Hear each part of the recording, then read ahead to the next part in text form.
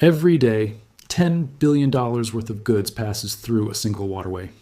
But here's what they don't tell you. The canal that Egypt controls sends its deepest profits to a shadow empire that never officially ended.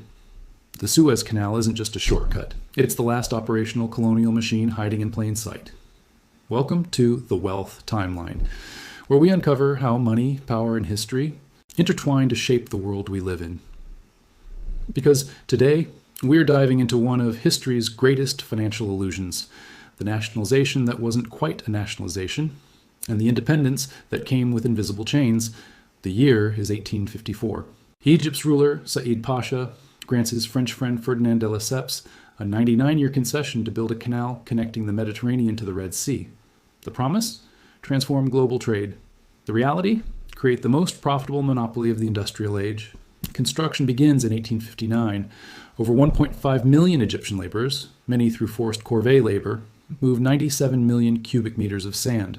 Approximately 120,000 workers die during the decade-long construction. The Suez Canal opens on November 17, 1869. But here's the first hidden transaction. Egypt, despite providing the land and labor, owns only 44% of the Suez Canal Company. The French hold 52%, with remaining shares scattered among European investors. Egypt's financial burden? Crushing. By 1875, Khedive Ismail Pasha, drowning in debt from canal construction and modernization projects, makes a desperate move.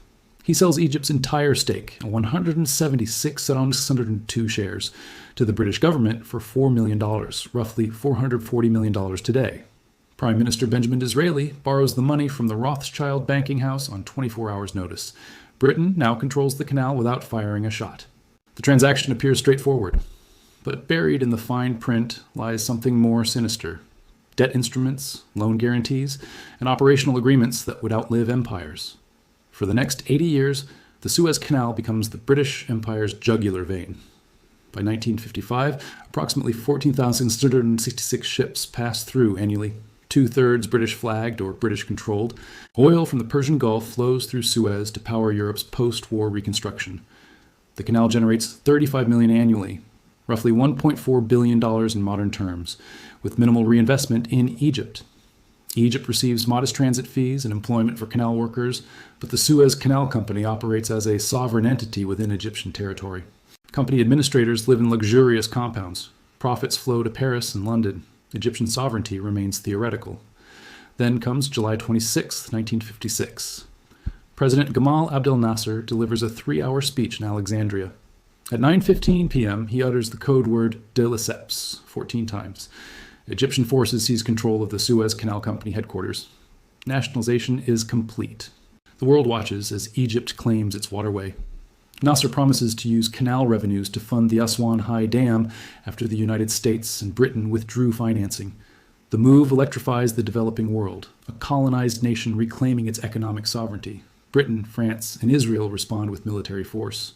The Suez Crisis of October-November 1956 sees coordinated attacks to retake the canal. But global politics have shifted. The United States, under President Eisenhower, condemns the invasion. The Soviet Union threatens intervention. By December, foreign forces withdraw. Egypt emerges victorious, or so the narrative goes. Here's what the history books skim over. The settlement. The Suez Canal Company doesn't simply disappear. Between 1956 and 1958, Egypt negotiates compensation with the company's shareholders, overwhelmingly British and French financial institutions. The final figure, $28.3 million to Britain alone, plus additional payments to French bondholders, approximately $1.1 billion in today's currency. Egypt doesn't have this money. The country is already servicing massive debts from infrastructure projects and military expenditures.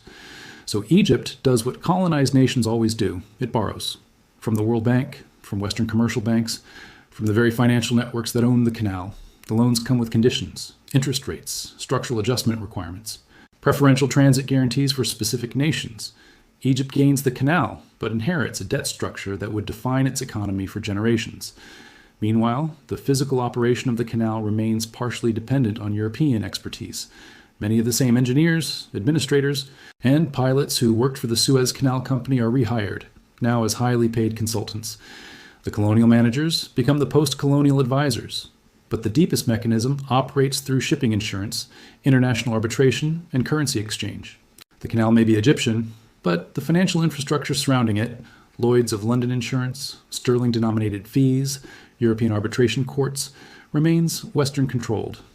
By 1967, the Six-Day War closes the canal for 8 years. When it reopens in 1975, Egypt has accumulated even more debt. Annual canal revenues by the 1980s reach $1 billion, but debt service consumes a significant portion.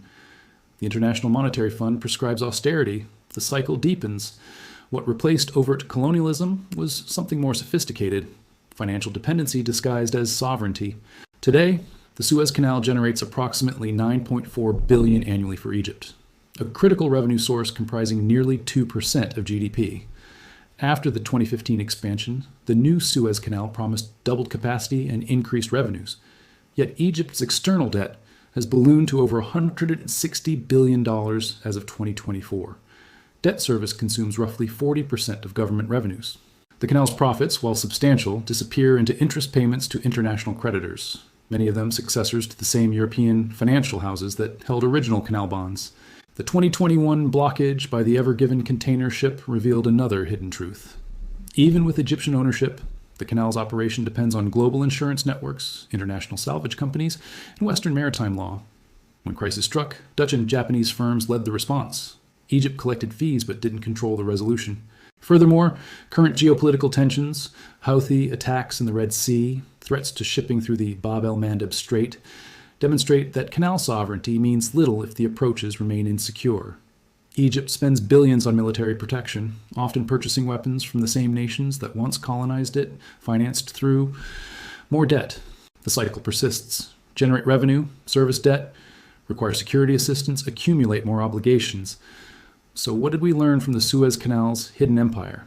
First, nationalization without financial independence is just ownership of the asset, not control of its value. Egypt gained the canal, but inherited the debt structure that defined its operation. Second, modern colonialism operates through balance sheets, not battalions. When economic sovereignty remains conditional on external creditors, political sovereignty becomes negotiable.